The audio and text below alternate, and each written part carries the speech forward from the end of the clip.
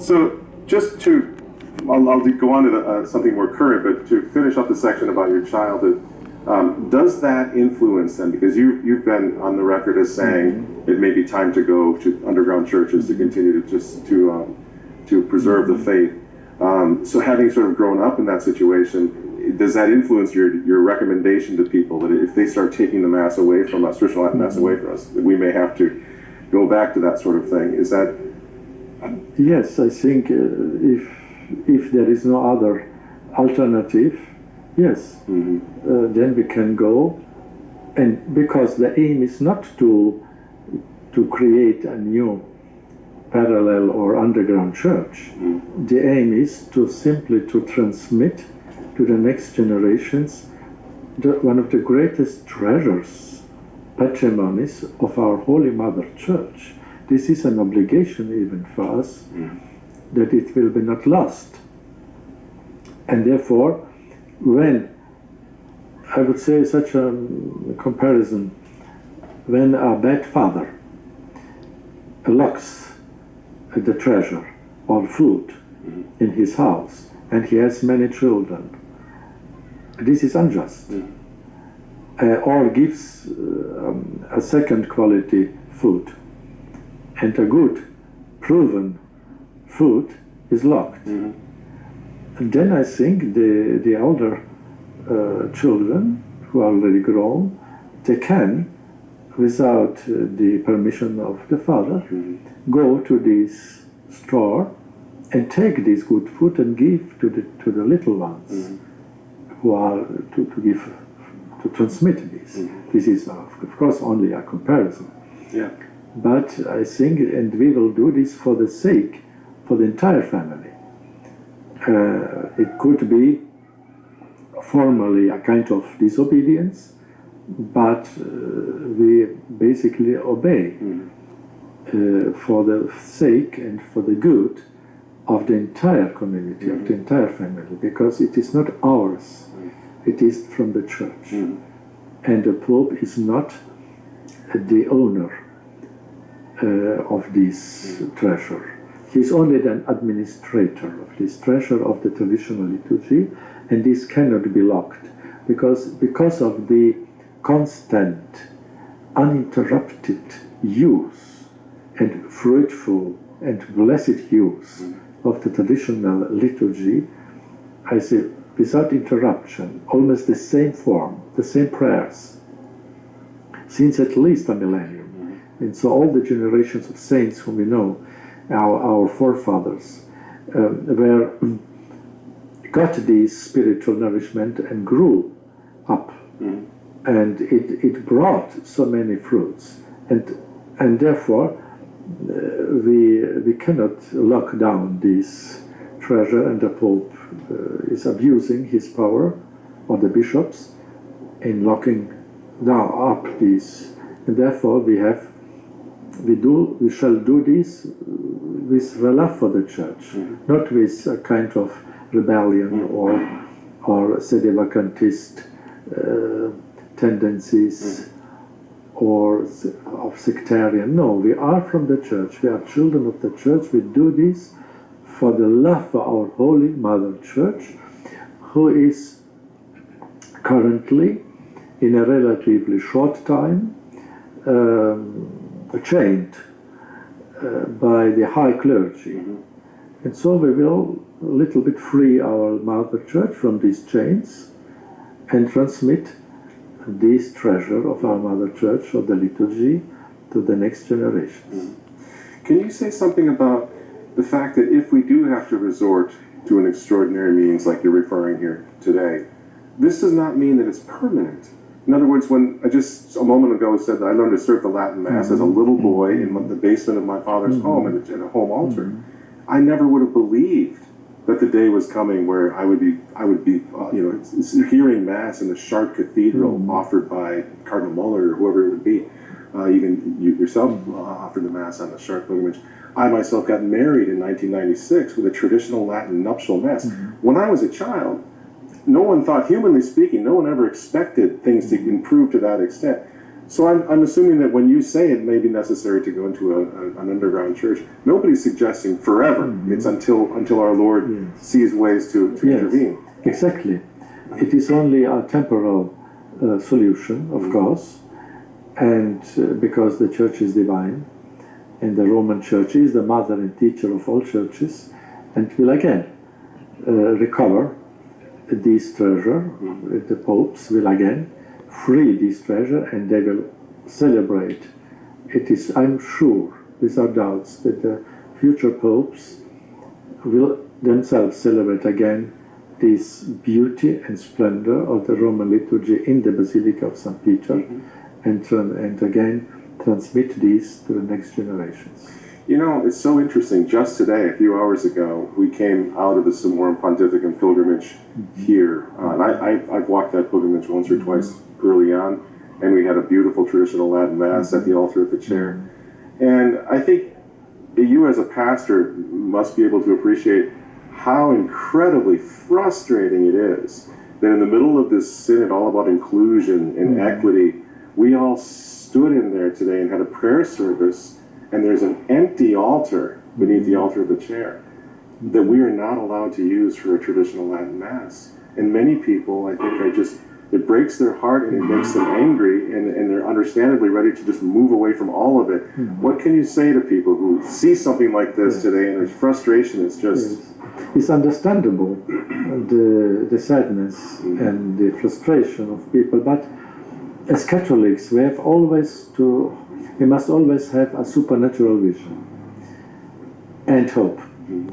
and the conviction that Christ is the head of the church is in the almighty hands of Christ. Even this phenomenon here in the Vatican, as you described, the empty altar, it is a short phenomenon, short, temporarily only. And therefore we have to offer to the Lord this, it's a suffering for the people to see this. These sufferings as a sacrifice of petition that the Lord may intervene and give us again the beauty of the Holy Mass at this altar in the Basilica of St. Peter. You said something the other evening at the launch of your new book, Credo, Compendium of Catholic Faith, which I want to ask you about in a few moments. But you said something that touched many of us deeply, and I think it really was a surprise to the Reuters reporter who you were speaking to. He asked you a question, and you said, I'm going to paraphrase, I hope I get a quote, but you said, "I have never prayed for anyone in my entire life as much as I prayed for Pope Francis." And that struck me deeply because, again, we're all human, especially lay people. We get very frustrated when trying to raise children. It seems like the Pope is working against us. And that brought tears to my eyes when you said that, because it reminded me of the supernatural solution that you're speaking about, that we have to have the faith, and even when it's very difficult. Is it difficult for you to continue to pray for Pope Francis and just continue to hang in there, despite the fact there's an agenda to undermine the church? How do you do that? I would say it's not difficult, because I try to believe in the power of the prayer first, and I'm simply, now more overwhelmed with pity for this soul of Pope Francis. Imagining that he must... You'll never guess who just ordered a good burger. Chewbacca? Shakespeare? Shakespeare's been dead for 400 years. Meet the judge, God, maybe soon. We are all already have a certain age. No one knows when God will call us from this. And in such an age, he must seriously think that he must give account to God, the judge. And this frightens me for him. And this fills me with really compassion for his soul. When we have to have love for all. This is the new commandment Christ gave us. I give you a new commandment. Love one another. And since he is in kind of the father of our family, the Catholic family, or as a bishop, he is my elder brother. He is not my boss, he is my elder brother. And when you have really this vision that you have a brother who is really in danger of his soul and who must give account, tremendously account. Even I am afraid to give account of my life as a bishop before the judgment of God.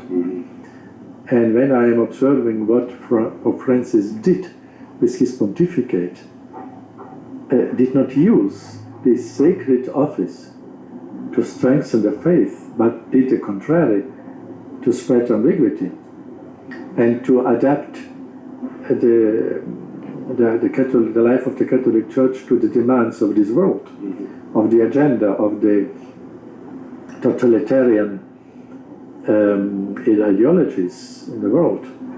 And this fills me with pity and with compassion, first of all, not with anger, but more with compassion. And therefore my prayer for him is not difficult. I am really, even some way, increasing my prayer for him, asking people, pray for his true conversion. And when we really love someone sincerely, even we have to love even our enemies, but he is not my enemy. He is the father, the spiritual father of the church as a pope. And as a bishop, he is my elder brother. And so, and therefore I have to pray for him and to wish him from all my heart a deep, authentic conversion, as Peter had, again to confirm his brethren with all the clarity of Peter and his successors. And it would seem that it would follow from what you just said, that in praying for the Pope, we're giving him the time needed to respond to God's grace, potentially. I think I've asked you this before, in the case of Pope John the 22nd, when he espoused heresy.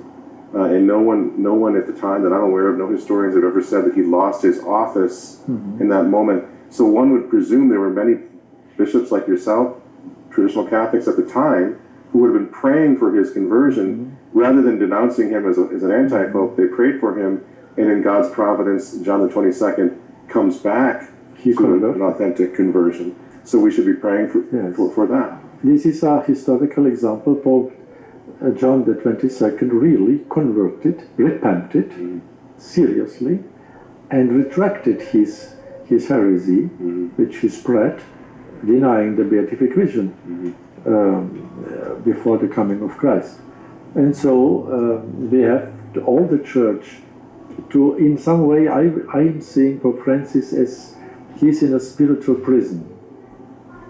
As Peter, the first pope, was in prison, imprisoned by Herod, and then the entire church prayed for him. It is written in the Acts of the Apostles, the entire church prayed for Peter, who was in chains.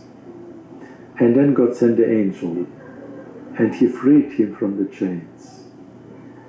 And so today Pope Francis is in spiritual prison, in chains. He's imprisoned by his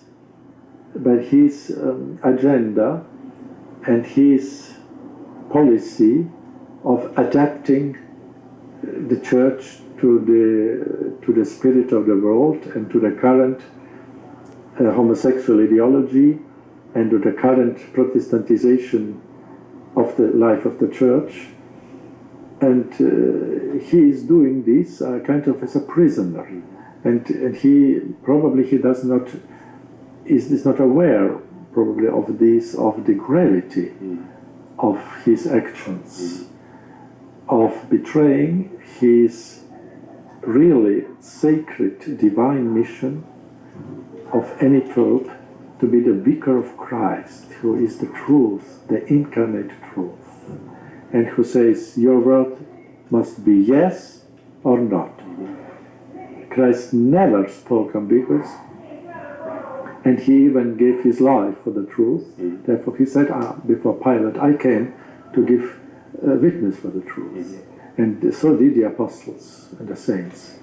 And therefore we have to make, I would say, to proclaim a worldwide crusade of prayers for freeing Pope Francis from the spiritual chains, that he again will assume, he has the office of Peter, but to exercise fully and to exercise the office of Peter.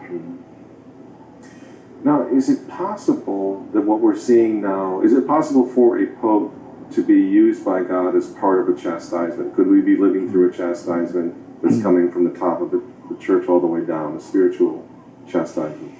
There is a saying in the tradition, maybe you know this, a traditional saying, that there are three kinds of popes. Popes who are a gift of God, really a gift of God. Popes who are a permission of God only. God permits their existence and their service. And popes who are a punishment. This is a traditional saying. Really? Yes. Some say it's Vincent of Lerins, but I did not find the exact source, but it was transmitted in tradition, such a saying. And therefore it could be, but I think God permitted this pontificate is tremendously confusing, ambiguous pontificate. I think this is never has been in the church such a confusion by a pope. I mean, it's such a long time as this pontificate, and God permits this for a greater good. First, to strengthen ourselves, that we will really be more rooted in the faith, that our faith depends not on the Pope, our faith depends on Christ. We promised our fidelity, our baptismal vows, we gave not to a Pope, we gave it to Christ. So we have to remind this again, to recall this. So we made this profession of faith to Christ, and that we have not to, the Pope is only a servant, servus servorum Dei it is called, servant of the servants of God. He is not the Lord of our faith, he is the servant of our faith. And therefore, we know the faith, we have to, and then to, in a difficult time of struggles and trials, God gives this in order to purify our faith, to strengthen it. And this is also a chance for us and for the bishops. And then also, but we are a family, and when in a family, temporarily, the head is not good functioning, then the rest of the body must give him the blood to circulate again. And these are the faithful. They must give again this supernatural energy of their prayers and sacrifices to come to help to the head who is in trouble, who is in need, or who is obfuscated temporarily. So we have to be one family and look at this. And any trial and of God has always an aim by God.